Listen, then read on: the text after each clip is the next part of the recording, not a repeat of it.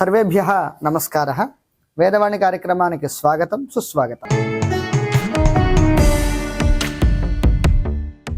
ఈ వీడియోలో మనం చూడబోయే అంశం వచ్చేసి క్రియాపదముల యొక్క విషయాన్ని మనం చూడబోతున్నాం.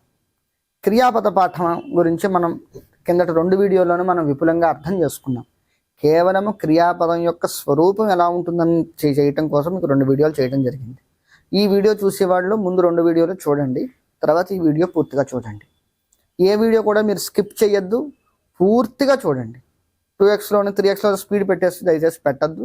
మొత్తం విపులంగా చూస్తే తప్ప మన సబ్జెక్ట్ మనం నేర్చుకునేది ఇదేమి సినిమా కాదు, యూట్యూబ్ వీడియోలు కాదు టకటకటగా స్కిప్ కొట్టేసి వెళ్ళిపోవడానికి. ఇదంతా సబ్జెక్ట్ ఓరియంటెడ్ వీడియోస్ కాబట్టి ఇవంతా కూడాను స్కిప్ దయచేసి కొట్టద్దు, పూర్తిగా వినండి.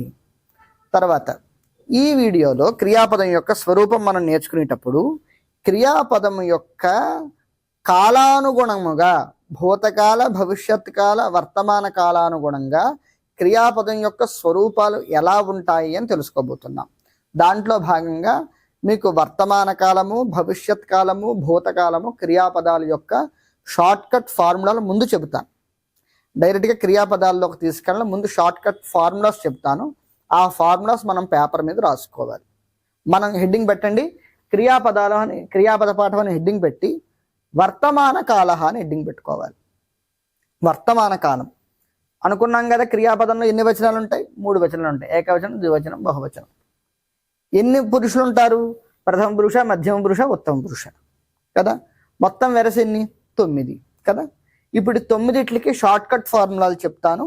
ఆ షార్ట్కట్ ఫార్ములాలు ముందు నేర్చుకుంటే ఈ ఫార్ములాలోకి క్రియాపదాన్ని పెడితే మనకి క్రియాపద స్వరూపం బయటకు వచ్చేస్తుంది. ఈ ఫార్ములాలు దేనికోసము? మీకు చెప్పేటువంటి క్రియ ధాతువు ఏదైతే ఉందో ఆ ధాతువుని ఈ ఫార్ములాతో కలిపామనుకోండి, క్రియాపదం ఏర్పడిపోతుంది. అందుకని ముందు మీకు ఫార్ములా చెప్తున్నాను. ఓకే, రాసుకోండి. తి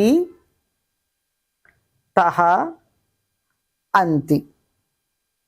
కామెడీగా ఉంటుంది నేర్చుకునేటప్పుడు, కానీ ఇది చాలా ముఖ్యమైన ఫార్ములా. ఇది తి తహ అంతి, సి థహ థ, ఆమి ఆవహ ఆమహ. రాయండి.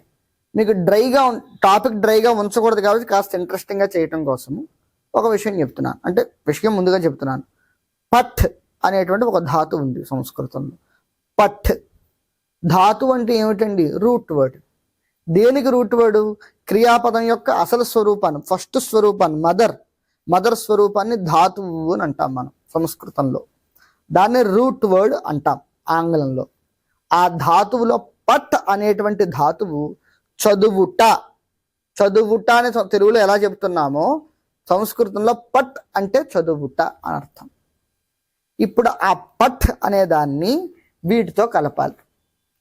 పట్ ప్లస్ తి పఠతి, పఠతః, పఠంతి, పఠసి, పఠథః, పఠథ, పఠామి, పఠావహ, పఠామహ.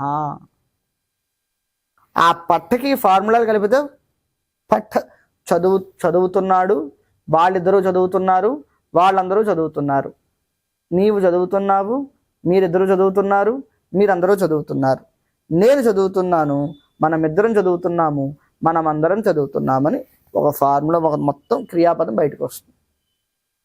కేవలం ఒక్క క్రియాపదానికి కాదు, సంస్కృతంలో చాలా క్రియాపదాలు ఉన్నాయి, కొన్ని వేల క్రియాపదాలు ఉన్నాయి. ఆ క్రియాపదాలన్నింటిలో చాలా మటుకు క్రియాపదాలు మనకి ఈ స్వరూపంలోనే ఉంటాయి. కాబట్టి ఈ ఫార్ములా అనేది మనం ఖచ్చితంగా కంఠస్థం చేసి తీరాలి. సో రాసుకునేటప్పుడే నీట్గా రాసుకోండి. పఠతి అని రాయొద్దు, కేవలం తి అని రాయండి. తి తహ అంతి, సి థహ థ, ఆమి ఆవహ ఆమహ. ఇది మాత్రమే రాయాలి. తర్వాత హెడ్డింగ్ పెట్టండి. భవిష్యత్ కాల. స్క్రీన్ షాట్ తీసుకోండి కుదిరితే. ఈ వీడియో ఇక్కడ పాస్ చేసి స్క్రీన్ షాట్ తీసుకోండి. స్క్రీన్ షాట్ తీసుకుంటే ఇది మీ దగ్గర రెడీగా ఉంటుంది కావాలంటే. భవిష్యత్ కాల. భవిష్యత్ కాలంలో కూడా ఫార్ములా ఇష్యతి, ఇష్యతః, ఇష్యంతి, ఇష్యసి, ఇష్యథః, ఇష్యథ, ఇష్యామి, ఇష్యావహ, ఇష్యామః. ఇలాగే మనం రాసుకోవాలి తెలుగులో రాసుకునేటప్పుడు. ఇష్యతి చూడండి, ఇష్యా మూసేయండి ఏముంది తి, ఇష్యా మూసేయండి తహ, ఇష్యా మూసేయండి అంతి, ఇష్యా మూసేయండి సి, థహ థ, ఆమి ఆవహ ఆమహ. సేమ్ ఈ స్వరూపానికి ఇష్యా అనేటువంటి దాన్ని కలపాలి ముందు. కలిపితే ఏమవుతుంది ఇష్యతి.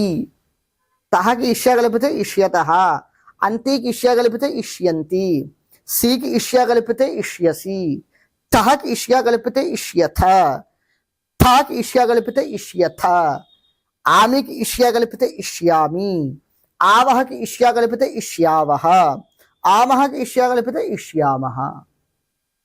కాబట్టి ఇష్యతి ఇష్యత ఇష్యంతి, ఇష్యసి ఇష్యత ఇష్యథ, ఇష్యామి ఇష్యావహ ఇష్యామహ. భవిష్యత్ కాలంలో ఇలా ఉంటుంది. అంటే చదువుతున్నాడు, చదువుతాడు అంటాంగా భవిష్యత్తులో, చదువు చదివేశాడు అని భూతకాలంలో అంటాంగా. తెలుగులో కూడా 3 రకాలుగా ఉంది కదా ఒక్క క్రియాపదము, మరి సంస్కృతంలోనూ ఉంటుంది. కాబట్టి సంస్కృతంలో 9 స్వరూపాలు రాయాలి. తెలుగులో ఎలా 6 స్వరూపాలు ఉన్నాయో సంస్కృతంలో 9 స్వరూపాలు ఉంటాయి ద్వివచనంతో కలుపుకొని. ఇష్యతి ఇష్యత ఇష్యంతి, ఇష్యసి ఇష్యత ఇష్యథ, ఇష్యామి ఇష్యావహ ఇష్యామహ. ఇది భవిష్యత్ కాలం. తర్వాత భూతకాలం. ఇక్కడ ఆగండి. భూతకాలం దగ్గర వర్తమాన కాలము భవిష్యత్ కాలముకి ఎలా ఉందో అలాగే భూతకాలానికి కూడా 3 వచనాలు 3 పురుషులు ఉంటారు. నిజమే కాదండి, అది ఆ స్వరూపం కూడా ఉంది సంస్కృతంలో. కానీ మీకు అంతకన్నా సులువైనటువంటి స్వరూపాన్ని మీకు త్వరలో పరిచయం చేయబోతున్నాం. ఆ త్వరలో పరిచయం చేయబోయే భూతకాలం యొక్క సులువైన స్వరూపానికి సంబంధించినటువంటి ఫార్ములా ఇప్పుడు చెబుతున్నాం.